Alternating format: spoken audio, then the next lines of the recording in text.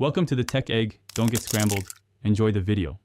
In this video, I will show how to change BMW X5 front brake pads.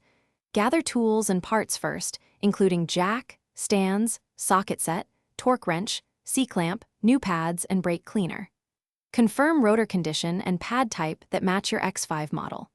Work methodically on one side at a time and keep fasteners and clips organized for smooth reassembly and proper safety checks at the end. Start by loosening lug nuts, lifting the vehicle, and removing the wheel. Unbolt the caliper guide pins and support the caliper so brake hose tension is minimal.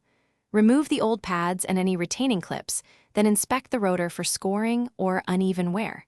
Clean the caliper bracket and apply a thin layer of brake grease to contact points.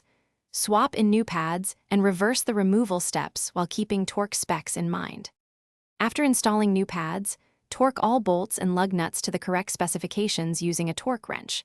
Carefully lower the vehicle and pump the brake pedal until it feels firm and the pads seat against the rotor. Check brake fluid level and top off if needed. Perform a cautious test drive with progressive stops to bed the pads and confirm there are no unusual noises, pulling, or leaks before returning the car to regular use.